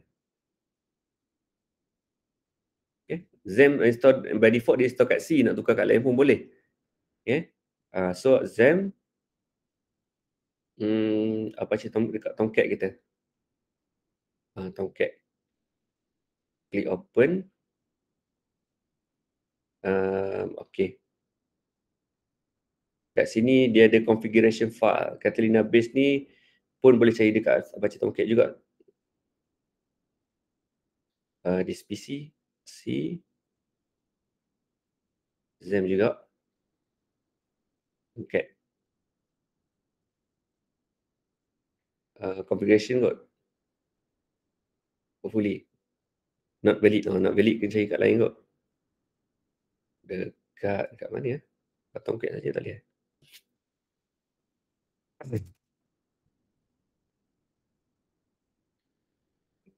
Kat Tomcat jugalah. Okay tu. So yang ni credentials. Credentials basically apa yang anda configure ni. Tapi anda boleh letak apa-apa tu. Tapi sebenarnya ini anda kena configure kemudian. Configure dekat dalam Tomcat tu. Tapi this one, okay, kalau nak letak je lah dulu admin. Letak password yang anda ingat lah. Jangan buat yang susah lagi lah. As long as it's run, then okay. Okay, then click finish. Okay, so lepas click finish ni, sini pun finish. Okay, so dia takes time lah untuk integrate NetBeans tu dengan Tomcat yang kita dah up kan. Okay, so dekat sini baru nampaklah input bawah ni dia connect kepada Maven punya repo lah. Okay, dia punya build engine ni, Maven ni untuk package-package yang diperlukan. So biasanya dia akan take time sekejap lah. Okay, take time sekejap. Tak apalah, kita tunggu je lah. Alright. Okay, so nampak Alright. So saya dah dapat ni. Okay, so dapatlah satu projek iaitu My Servlet. Saya ada satu projek nama My Servlet kan. Okay, so nampak tak dia punya structure ni? Ada web page, ada soft packages, dependencies, Java dependencies dan juga project files. Macam itulah lebih kurang Okay, so projek anda mesti duduk dalam web pages. Okay, web pages. Okay, web pages. Ini by default ni, bila kita create new project dah ada index.html. Okay, index.html. So kat sini cuba kita, sebelum kita ubah apa-apa, cuba kat sini kita right click dan kita ataupun boleh run kat sini. Cuba kita run. Dia jadi apa? Okay. Kita klik run. Tak jadi macam mana? Okay, untuk first time dia build ni, tengok jadi macam mana.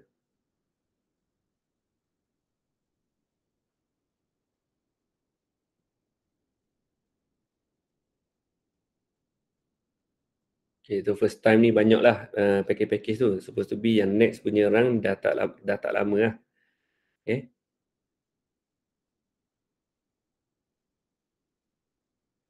Ni dia mula-mula memang akan banyak dia retrieve dulu package-package yang diperlukan lah. Okay, dia keluar macam ni. Okay, boleh tak admin?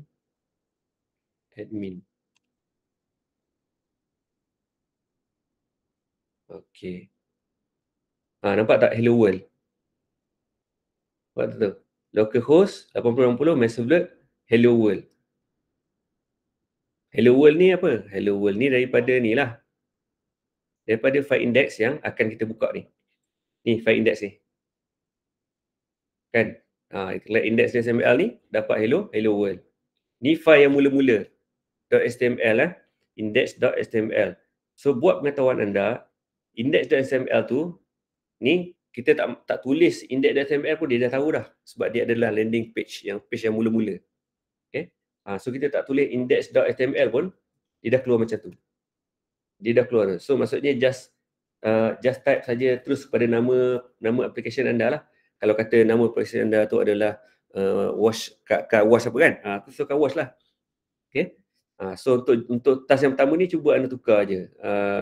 Hello world tu tukar aje kepada Assalamualaikum, selamat pagi ke apa ke kan? Assalamualaikum. Pergi dekat index XML, tu aja Assalamualaikum. Ataupun selamat pagi kan? Khabar contohnya lah. Kan? Kemudian anda boleh run sekali lagi. Okay, run sekali lagi untuk tengok dia punya output. Nampak tak? Dia kali kedua run dah laju lah. Okay, yang kali pertama aja tu. Assalamualaikum, apa khabar? Boleh faham? Boleh follow? Boleh follow setakat ni? Ni yang lama lah. So kalau saya refresh, Assalamualaikum, apa khabar? Boleh follow saya setakat ni? Sebab kita nak pergi kepada nak create servlet, hello world servlet ni. Okay, so dekat slide ni, slide yang anda boleh tengok. Dekat ni, slide ni, kita akan buat hello world servlet. Okay, macam mana nak create servlet? Pergi dekat project ni, letak cursor anda dekat my servlet tu, nama project anda. Ni nama saya tak my servlet, anda letak nama lain-lain ikut lah. So, right click je, new. Okay, akan nampak dekat sini, sebelah kanan ni. JSP, HTML, servlet, Java class, Java package, entity dan sebagainya. So, kita nak buat servlet. So, ambil servlet. Okay. Dia akan keluar pop-up macam ni. So, pop-up macam ni, tulis je hello. Ikut je dekat slide. Hello world servlet. Kita namakan hello world servlet. Dan kena ingat kalau kita belajar programming object oriented ni, kelas mesti mula dengan huruf besar. Jangan ikut suka hati kita je nak letak huruf kecil. Dan ingat juga bahawa servlet ini servlet ini adalah kelas kan. Jadi seeloknya gunakan huruf besar. Okay. Okay, so dia kata kat sini, is highly not recommended that you place Java class in default place. Maksudnya apa? Seeloknya kita letak dekat package yang lain. Dia kata default package ni default package ni yang ni, source package ni terus. Okay, boleh kita nak buat satu package kita sendiri. Kan? Boleh je namakan my package.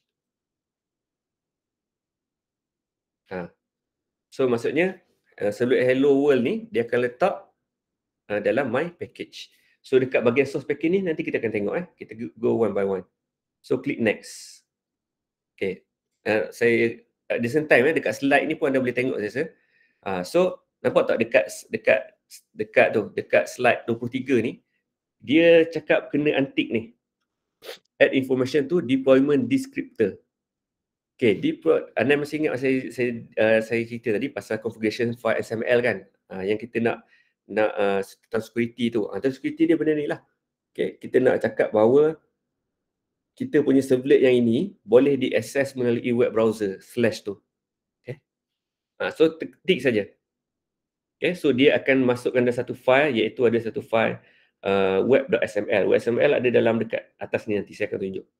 Okay, so sementara tu ikut je apa yang ada ni. Just tick, kemudian klik finish.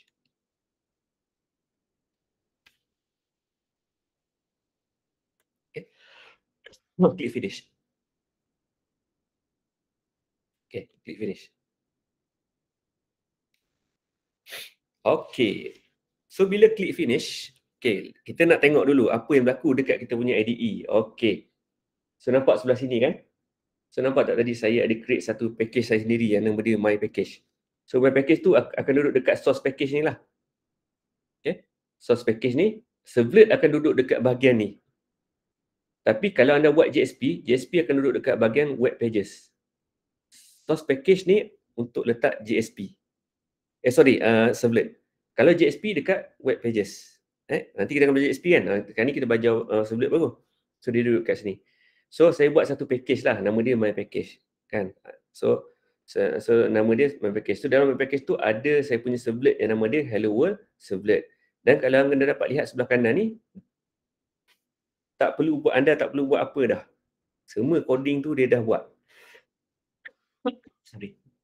Semua coding tu dia dah tulis untuk anda. Okay, dah tak perlu lagi nak coding satu-satu, right? So sebenarnya okay, macam kita cakap tadi kan, cuma kita kena pastikanlah belajarlah sesuatu, sebab dalam exam kan dia ada tanya soalan juga kan. Tahulah at least kena ada Java servlet, HTTP servlet, java.servlet.http servlet request, java.servlet.http HTTP servlet response. So ingatlah at least kena ada 3 perkara ni at least. Kan? So kena tahu.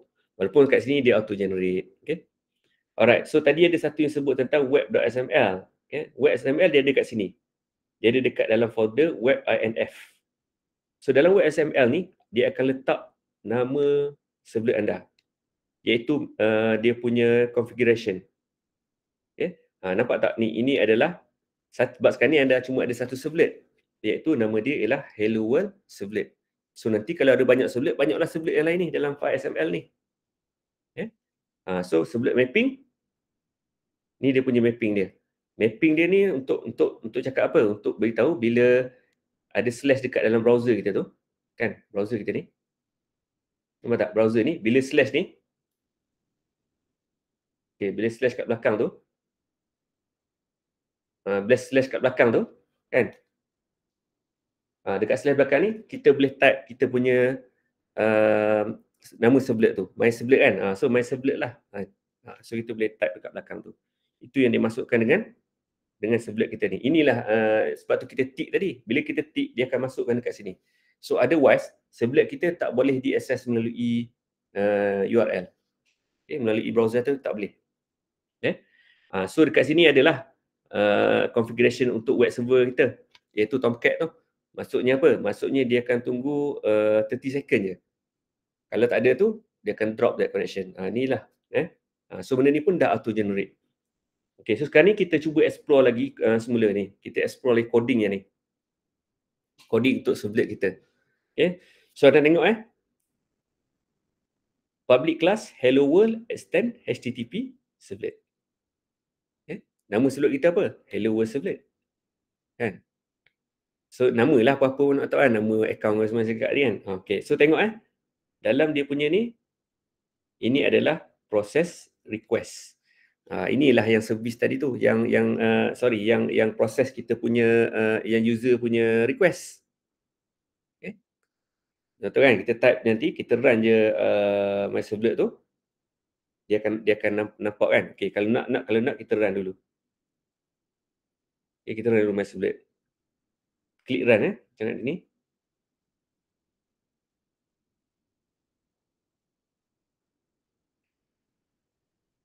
Okay, my servlet. Okay. Servlet, sorry, yang ni nama servlet dia apa? Hello World servlet kan? Jadi type je lah. Hello World servlet, ataupun kita boleh run shortcut kat sana, tapi tak apa, kita tulis kat sini. Servlet. Nampak tak? Servlet, hello world servlet at my servlet, yang mana output dia kat sini lah. Ni yang kita print ni. Kan? So kata anda nak tukar ni, anda nak tukar title dia Selamat Hari Raya. Hari Raya. Okey. Yang ni dia adalah contact path. Contact path tu maksudnya dekat mana? Dekat mana kita access. Kita access tu. Okey, sekejap. Putus connection ni. Sekejap.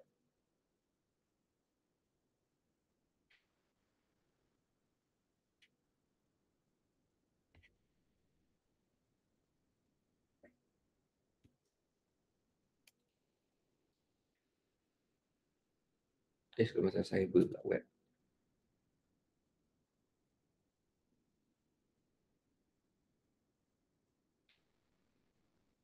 Sekejap. Tak perlu. Present. Kita screen.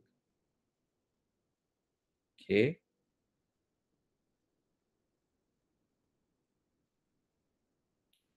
Okey.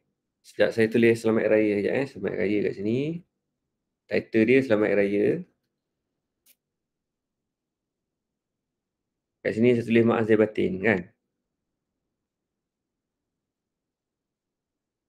Maaf zahir batin. Ubah je apa yang boleh ubah dulu. Kita baru nak belajar kan. Okay. So, sini anda boleh apa nama ni? Anda boleh run lah. Anda boleh run kat sini pun boleh, tak silap saya. Jom kita cuba run dekat sini.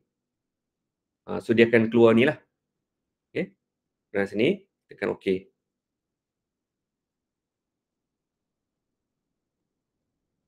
Okay, tunggu dia compile sekejap. So nampak tak kat sini? Maaf zahir batin. Dan dia punya title Selamat Hari Raya. Kan? Title ni Selamat Hari Raya. Ni maaf zahir batin. Clear? Okay. So ini adalah yang proses request tu lah. Kan? Browser hantar request. Kan? Ni browser hantar request. Sebab tadi saya run dekat daripada NetBeans. Kan tak nampak lah request tu kan? Okay, contohnya sekarang ni lah. Saya baru type lah. Saya pun tekan enter. So, dia browser akan, server akan hantarlah respon ni. Melalui mana? Melalui proses request tu lah. Nampak ni, proses request ni kan? Ni, kita print ni, nampak tak? Inilah kita punya respon. Kan? So, macam tu lah. Sebab tu kita dapat respon ni. Okay. Alright. So, ingat juga tadi dalam servlet tu ada do post do get. Dekat mana benda tu? Bila anda nampak tak dekat yang sebelah ni, sebelah kiri ni, ada butang ni. Butang yang ada tanda tambah tu. Anda tekan je. Nampak tak method do get? Kan? So, nampak tak method do post? Kan? So, anda bolehlah bolehlah nak buat apa-apa kalau form kan. Kalau kita buat satu form tu kita nak gunakan do get kan. Kita guna method get. Kita buatlah proses kat sini dalam ni. Dalam bahagian ni, contoh kan buat apa untuk biasanya save to database kan, save to database contohnya apa semua kan. Kita buatlah dia punya coding dia. Okay, buatlah dalam ni. Okay. Dan tak semestinya buat dekat dalam file servlet ni. Kan? Kita boleh buat dalam package ni boleh buat satu file Java. Kan? Sebab kita nak simpan contohnya Java class ni, kita nak buat nama kelas nama student. Sebab kita nak simpan attribute tentang student tu. Kita buat je lah. Then klik finish. Kan student. Jadi student ni kita boleh access daripada servlet. student. New student. Contohlah kan, ni saya buat contoh-contoh je kan. New student. So kita dapatlah objek student kat sini. Nampak? Kan? So ada apa-apa lagi kelas-kelas lain nak buat je. Kan? Okey, contohlah saya tu kan, kita buat macam ni ya. Kita nak buat okey, kita nak display student ni lah. Kita buat kat get process. Okey, kita buat kat sini. Saya nak buat dalam ni. Okey, saya nak buat dalam ni, saya nak print nama student contohnya. Dalam kelas student ni, saya pun declare lah satu attribute string name equal to siapa? Fakrul kan contohnya. Okay.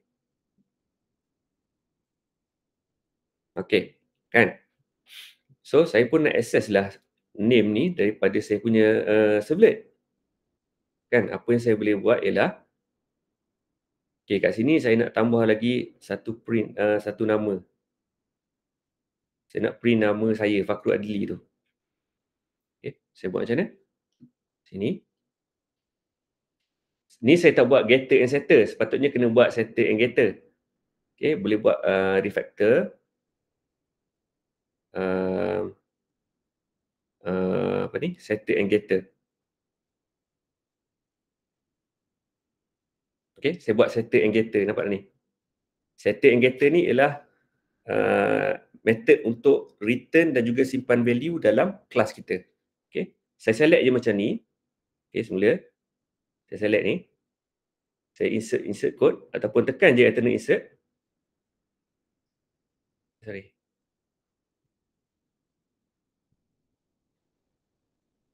Insert code insert code lah. Insert code, get setter and getter.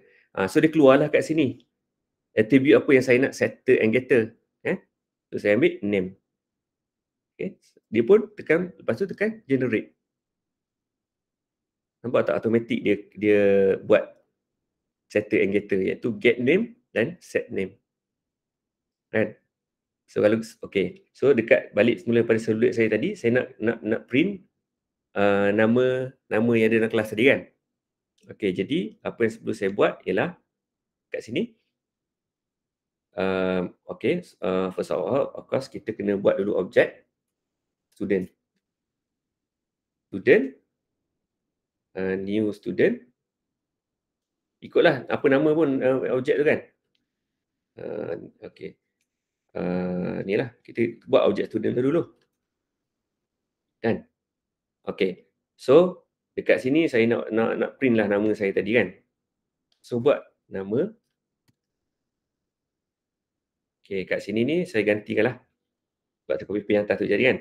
Okay, new student. Nama objek saya, new student. Dot get name. Okay. Boleh. So, supposed to be keluarlah nama saya kan bila saya run servlet ni. Okay. Nak run kat sini boleh, nak run kat sini pun boleh. Tapi run kat sini kalau tak keluar dekat browser tu, kena type manually lah.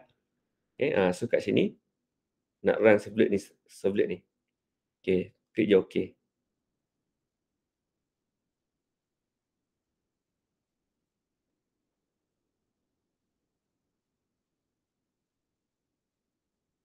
Okay, nampak tak? Nama Fakrul Adli. Boleh? Boleh? Boleh berjaya tak? Kat komputer anda tu berjaya tak anda create servlet? Siapa yang berjaya create servlet?